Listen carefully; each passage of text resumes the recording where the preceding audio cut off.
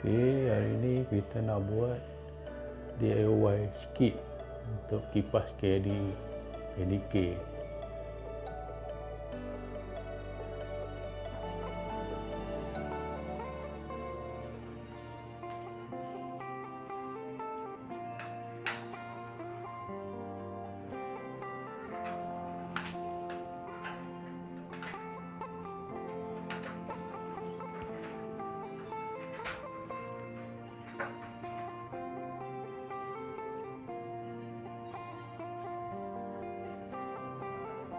Kita nak buat DIY pertukaran kapasitor kipas. Ini kapasitor kipas yang lama, yang ini kapasitor kipas yang baru.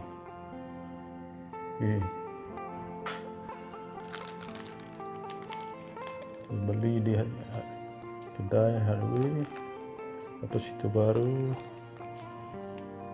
Harga dia ni.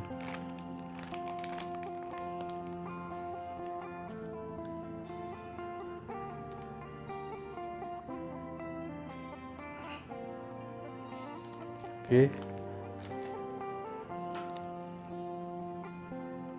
Kipas ni masalah kapasitor. Bila kipas anda di luar sana, kipas menjadi speed slow, speed 5 menjadi speed 1, anda perlu tukar bendalah ni kapasitor kipas. Jadi kapasitor kipas yang lama yang ni yang baru. Okey, sekejap lagi kita pasang kapasitor kipas yang baru.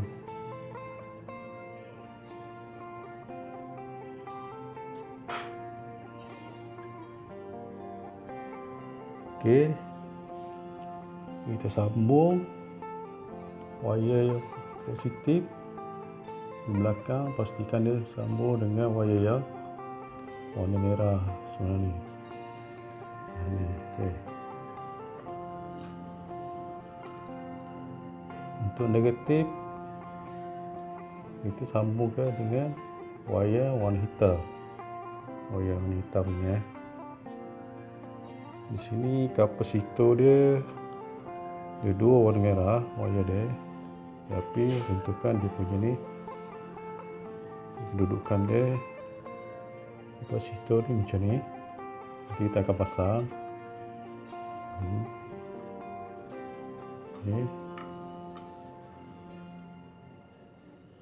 Okey, tentukan yang wire belah kiri ni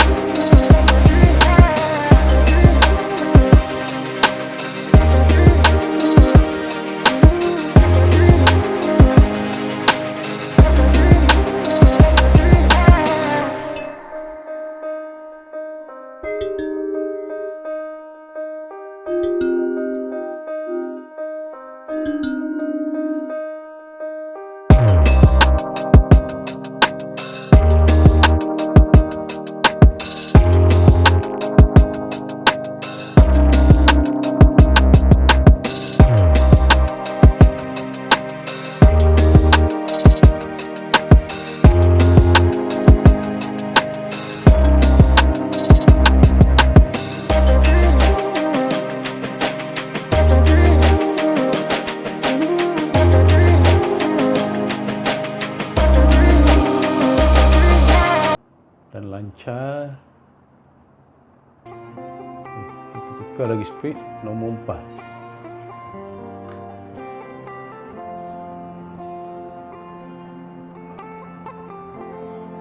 Nombor 4 speed punya nombor 4. Last sekali kita guna speed untuk nombor 5. Itu dia bunyi speed luar biasa ni.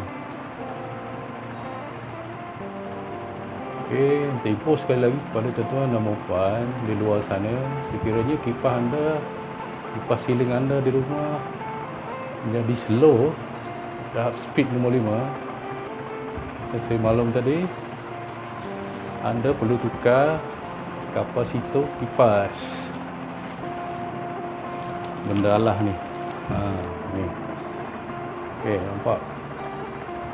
Anda perlu tukar benda ni. Jangan beli kipas yang baru. Tukar benda lah ni, kapasitor kipas. Okey, tuan-tuan. Okey, terima kasih kepada tuan-tuan dan puan yang sudi menonton video ini. Jangan lupa support saya ya, tuan-tuan. Terima kasih. DIY Kipas Kdk, kipas siling. Siap.